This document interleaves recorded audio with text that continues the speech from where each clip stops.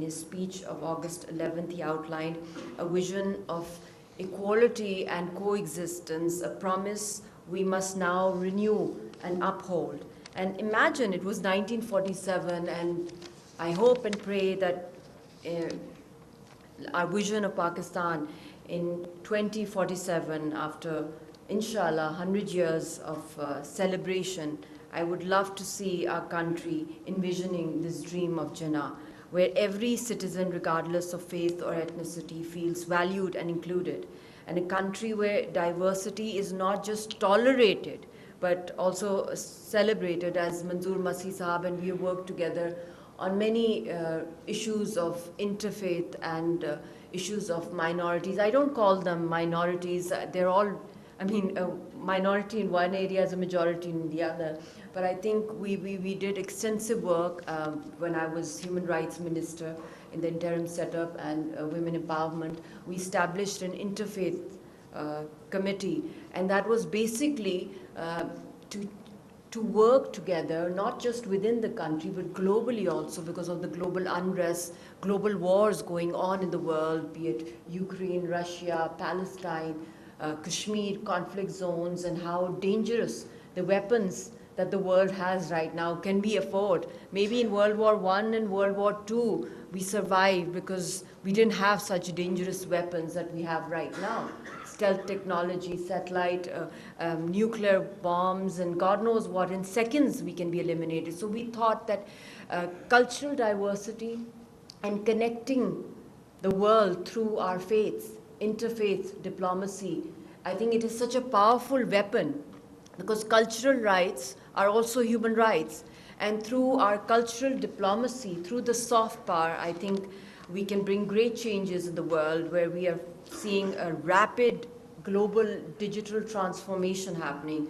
And I think technology can also be utilized to bridge this gap, and not as a barrier of disconnecting people, rather as engaging them and imagining where a digital Pakistan also, or a digital Kashmir for that matter, where like we are all engaged with the global world and have equal access to online platforms and connecting on a greater level, be it entrepreneurship, be it education, be it trade, and raise voices for underrepresented ethnic groups around the world, or the most marginalized communities. And I think in today's era, what I've witnessed myself, because we're part of a freedom struggle also, and I'm also an artist, and I've seen that art, culture, language, heritage are one of the pivotal identities that we hold when we talk about freedom. So freedom is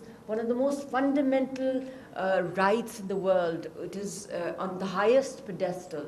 But what we see is, in today's era, where our historical shrines get desecrated, where mosques get locked up, hundreds and hundreds of mosques in Indian occupied Kashmir are being destroyed or being dismantled, or being they're reconstructing mandars over there for the RSS. So this ideology of hatred in a world where we need to mingle on the basis of faith and diversity and interfaith and tolerance, we see the total contrast in the world today, where some of the fascist regimes are promoting not Hinduism, not Muslims, not the faith of Islam or Christianity, but of extremism.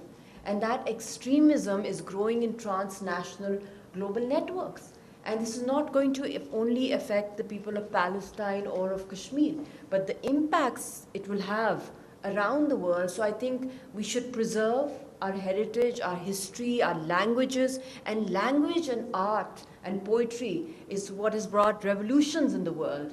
And I think it is a great weapon, a tool for peace building and harmony. And I think as global surveys, we've seen 99.9999% people around the world believe in peace. They don't believe in war. So let's join hands, regardless of our caste, color, creed, and become the true global voices and true global citizens. And in the end, I would like to end with the words of Rumi. Don't you know yet? It is your light that lights the world. Let us embrace our diversity as the light that illuminates the path forward. And what I'm wearing right now, ladies and gentlemen, it's a Kashmiri shawl and a Kashmiri farran. And this is our tradition. And in the Modi regime, we were banned from wearing a farran, the Kashmiri people. So the world, there's a huge market for the pashmeen shawls and for our walnut furniture and our paper mache bangles that I'm wearing. I'm wearing them because I want to promote the culture, and I'm also an artist.